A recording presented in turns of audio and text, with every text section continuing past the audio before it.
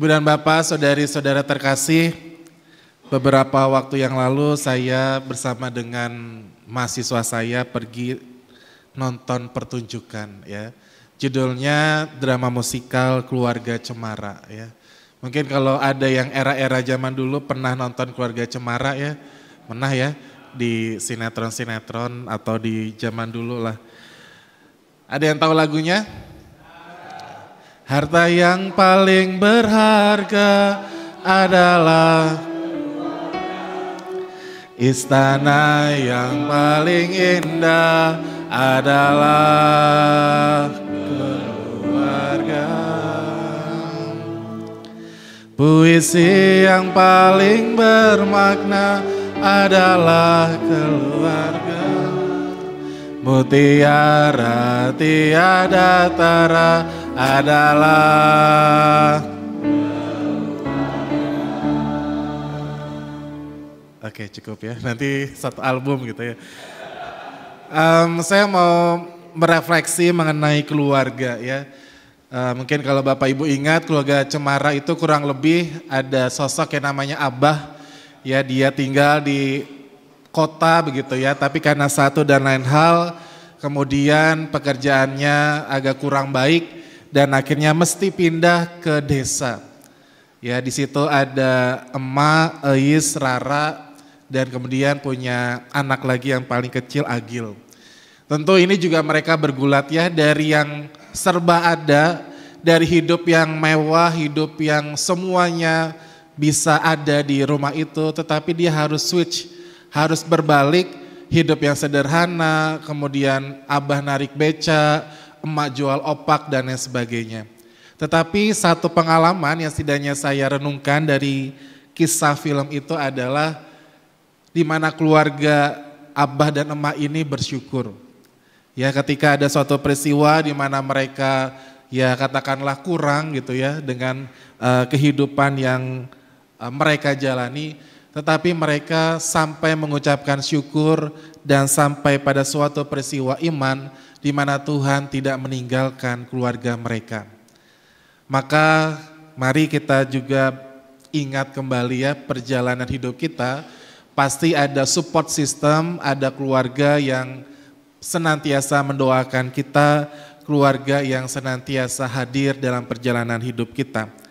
Saudari dan saudara terkasih, hari ini kita juga belajar dari keluarga ya, keluarga Maria dan Marta. Ada dua tokoh yang tadi disebutkan dalam bacaan Injil. Kalau kita perhatikan dengan seksama, ada dua karakter yang berbeda. Marta itu sikapnya itu aktif ya. Jadi dia sibuk melayani Tuhan. Kira-kira kalau di gereja itu ibu-ibu WK lah ya. Jadi kerjaannya itu kalau enggak arisan. Kalau enggak arisan, kalau misalnya ada acara di gereja yang nyediain kue-kue, kalau kuenya sisa yang bungkusin. Nah itu pokoknya bagian Marta ya. Pokoknya hidupnya aktif, hidupnya tadi ya serba kesini kesana, kayaknya ada aja apa yang dilakukan.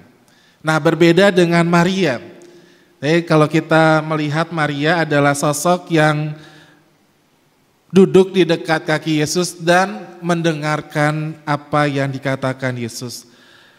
Dan ketika itu kita melihat bahwa bagaimana Maria menjadi pribadi yang tenang, pribadi yang hening, ya nggak usah riweuh, nggak usah ribet, cukup duduk mendengarkan apa yang dikatakan oleh Yesus.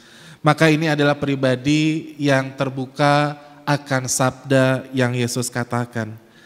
Dan kemudian lebih lanjut lagi, Marta itu khawatir, kok ini saudara saya ini kok nggak bantuin saya.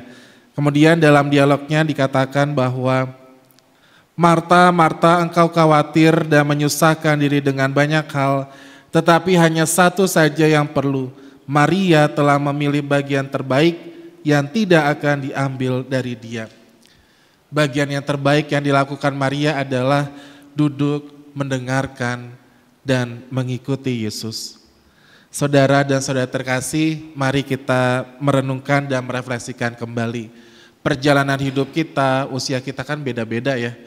Dengan perjalanan hidup kita, apa yang sudah kita lakukan, hal yang selama ini kita syukuri, tetapi lebih jauh lagi kita mau belajar keduanya itu orang-orang yang baik ya.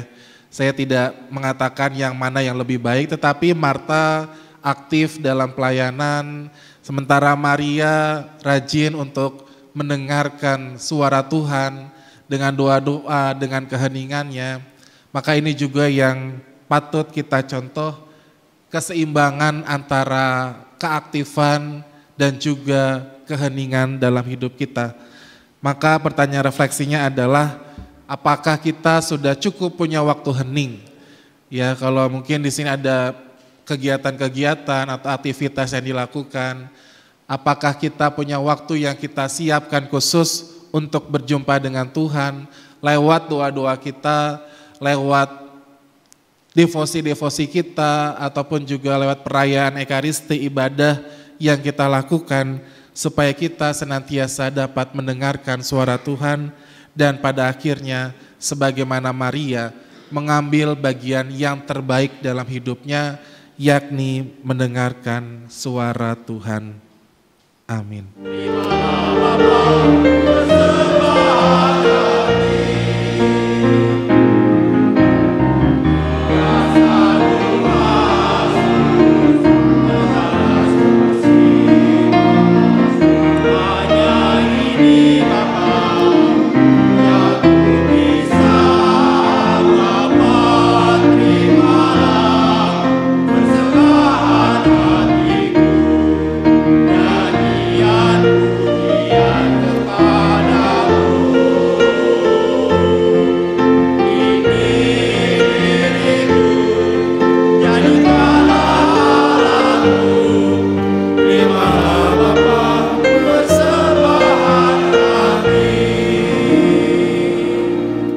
Tuhan bersamamu.